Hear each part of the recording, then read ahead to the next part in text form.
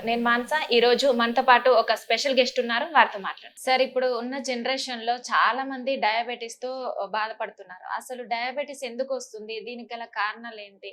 అసలు డయాబెటిస్ వచ్చే ముందు ఎలాంటి లక్షణాలు ఉంటాయి? దీనికి ఇది వచ్చినప్పుడు మనం ఎలాంటి డైట్ ఫాలో అవ్వాలి?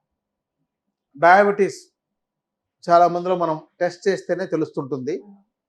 ఇది ఎందుకంటే అందరూ ఆచరించే విధానం.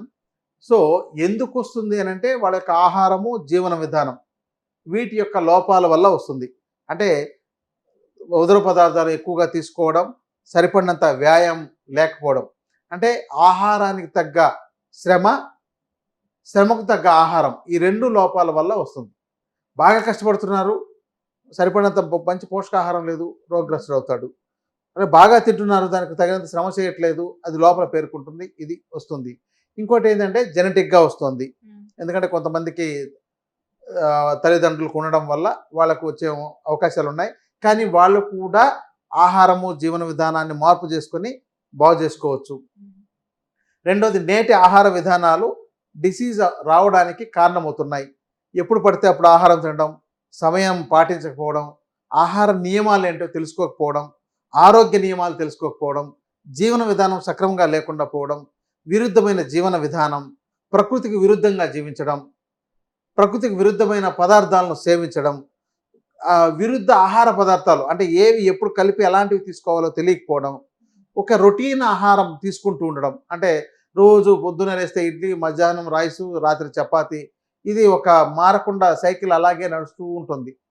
డిఫరెంట్ ఆహారాలు మార్చుకోకపోవడం, వాటి యొక్క ఆహార మోతాదును మార్చుకోకపోవడం. అంటే చూడండి, ఆకుకూరలు బాగా తినాలి, కూరగాయలు బాగా తినాలి. మన ఆహారంలో కూరగాయలు 40% పైగా ఉండాలి, ఆకుకూరలు కనీసం 30% ఉండాలి, గింజ ధాన్యాలు ఒక 20% అయినా వాడుతుండాలి, ఇక పళ్ళు ఒక 10%. ఇలా ఉంటే ఇది 100% ఆహారం అవుతుంది. ఒకవేళ మాంసాహారం తినే వాళ్ళైతే మాంసాహారాన్ని, శాకాహారాన్ని మిక్స్ చేయకుండా తీసుకోవడం. అంటే వండడంలో అవి మసాలాలు వేసి వండుతారు, అక్కడితో బాగానే ఉంటుంది. కానీ ఈ వెజిటేరియన్ ఫుడ్ని మళ్ళీ దాంతోపాటు ఇంకొక మునక్కాడలు వేసి వండడము, లేదంటే దాంతోపాటు తీసుకోవడం. రెండోది అంటే వివిధ రకాల జంతువుల మాంసాలన్నింటినీ కలిపి ఒకేసారి తీసుకోవడం.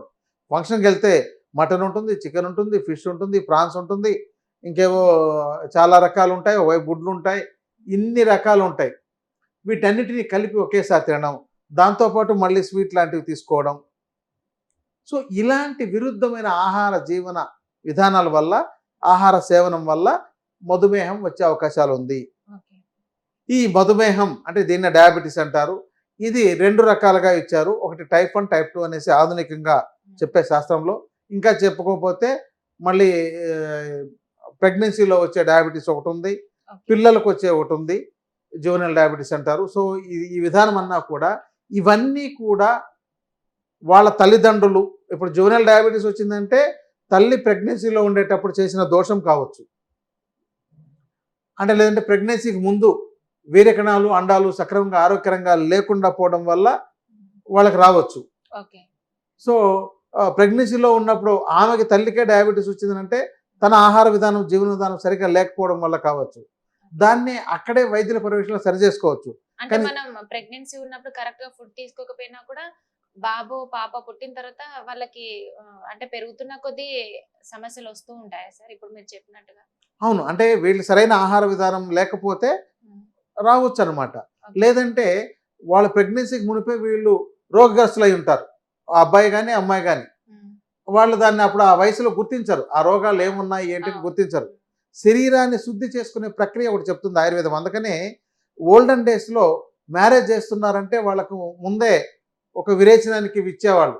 వాళ్ళకు 1-2 సార్లు విరేచనం చేయించడం, కొన్ని ఆహార పదార్థాలు తినొద్దని చెప్పడం, వాళ్ళని వెజిటేరియన్గా కొన్ని రోజులు ఉంచడం, ఇలాంటివన్నీ ఉన్నాయి. అంటే ఇప్పుడు అవి మారిపోయినాయి ఈ రోజుల్లో. కాబట్టి అంటే వాళ్ళకు మంచి ఎగ్స్, మంచి స్పెర్మ్స్ డెవలప్ అవడం కోసం అప్పుడు చేసేవాళ్ళు. ఇప్పుడు అవి లేదు కాబట్టి ఇప్పుడు ఏది పడితే అది తింటున్నారు. ఇప్పుడు పెళ్ళిళ్ళలోనే నాన్ వెజిటేరియన్ పెడుతున్నారు, అక్కడి నుంచే స్టార్ట్ అవుతున్నాయి. అవి మిక్స్డ్ ఫుడ్ తింటున్నారు, దాంతోపాటు ఐస్ క్రీమ్లు, కేకులు, ఇంకా పెళ్ళయింది అని చెప్పిన 4 రోజుల పాటు మ్యారేజ్ ఫంక్షన్స్ అని రోజు కేకులు తింటున్నాం. ఇలాంటివన్నీ చేస్తున్నప్పుడు అదే సమయంలో కన్సీవ్ అయింది అనుకోండి, వాళ్ళకి పుట్టే వాళ్ళకి ఏదైనా రోగాలు రావచ్చు. అంటే ఇక్కడ అందుకని ఇప్పుడు పుట్టిన పిల్లలందరూ కూడా చాలా వరకు ఏదో ఒక సమస్యతోనే పుడుతున్నారు తప్ప అవును పిల్లలు ఆరోగ్యకరంగా పుట్టడం లేదు. అవును సో అది మన యొక్క ఆహార విధానం, జీవన విధానం తప్పు. దీన్ని తెలుసుకోకుండా చేయడం వల్లనే ఈ యొక్క మధుమేహం అనేది వస్తుంది. ఓకే తర్వాత పెరుగుతుండేటప్పుడు కానీ, లేకపోతే వాళ్ళ ఉద్యోగరీత్యా కానీ, మానసికంగా కానీ ఆహార నియమాలు పాటించకపోవడం వల్లే వస్తుంది తప్ప మధుమేహం ప్రత్యేకంగా డిసీజ్ కింద తీసుకోవాల్సిన అవసరం లేదు. ఓకే ఇది ఒక డిజార్డర్. ఓకే ఈ డిజార్డర్ని ఆర్డర్లోకి పెట్టుకోవాలి. ఎలా ఆర్డర్లో పెట్టాలి? దీనికి ఆహార ఏమైనా విధానం, జీవన విధానంతో పెట్టాలి. ఓకే అది. దీనికి ఏమైనా రెమెడీస్ ఉంటాయా సార్? రెమెడీస్ చాలా ఉన్నాయండి. ముందు వాళ్ళ శరీరాన్ని ఆరోగ్యకరంగా, సరే ఇప్పుడు డయాబెటీస్ వచ్చేసింది, నేను ఇది లేకుండా చేసుకోవాలని ఉద్దేశం వాళ్ళ మనసులో డెవలప్ అవ్వాలి. నాకు యొక్క రోగాన్ని డాక్టర్ లేకుండా చేయాలని అనుకోకూడదు. నాకు నేను లేకుండా చేసుకోవాలని అనాలి. వాళ్ళు అనుకోవాలి. అంటే దానికంటే అప్పుడు వాళ్ళు తగిన ప్రయత్నాలు చేస్తారు. అప్పుడు శరీరాన్ని శుద్ధి చేయించడం అనే కార్యక్రమం ఆయుర్వేదంలో మేము శోధన చికిత్స అని ఒకటి చేస్తాం. ఓకే అంటే శరీరంలో ఉండే లోపాలను, దోషాలన్నింటినీ తొలగించే విధానం.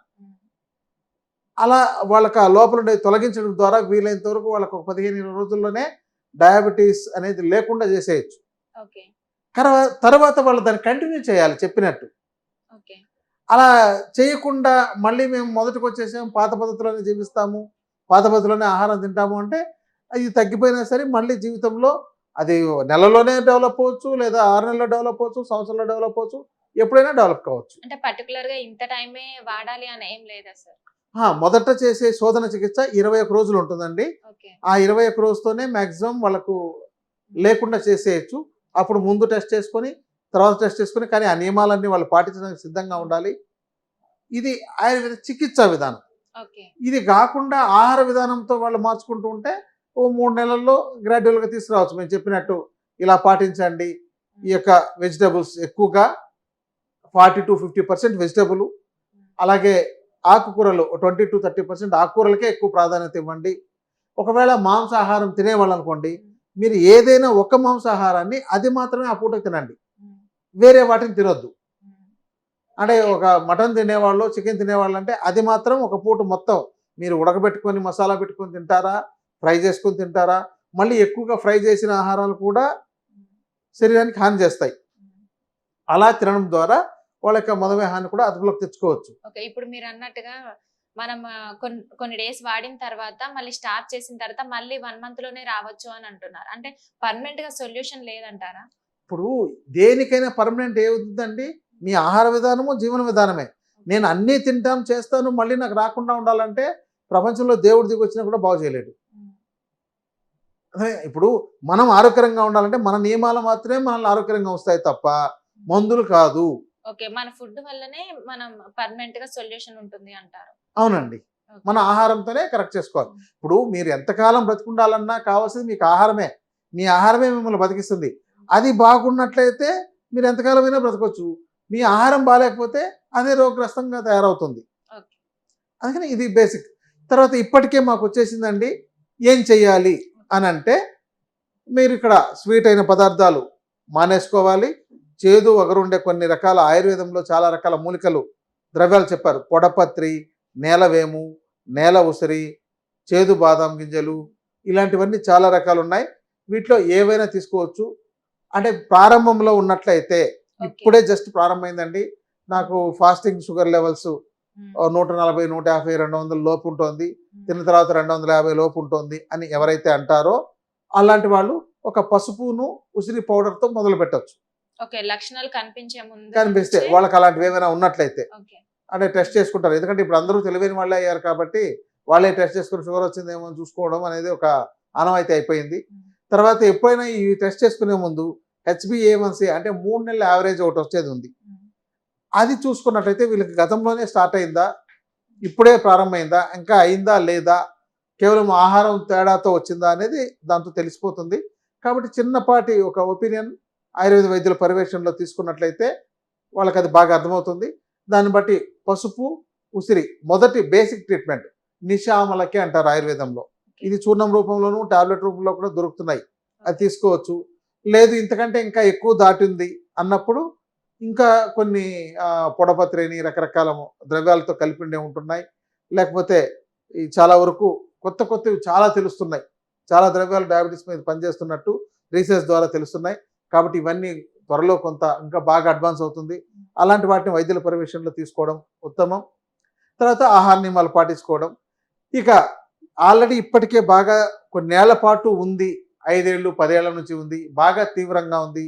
దాంతో కళ్ళ సమస్యలు, కాళ్ళ సమస్యలు అంటే పెరిఫెరల్ న్యూరోపతి ప్రాబ్లం అని, డయాబెటిక్ రెటినోపతి అని, డయాబెటిక్ న్యూరోపతి అని, ఇలా రకరకాల వేరే సమస్యలు కూడా వచ్చేస్తుంటాయి. వాళ్ళకు బలహీనత వచ్చేస్తుంది.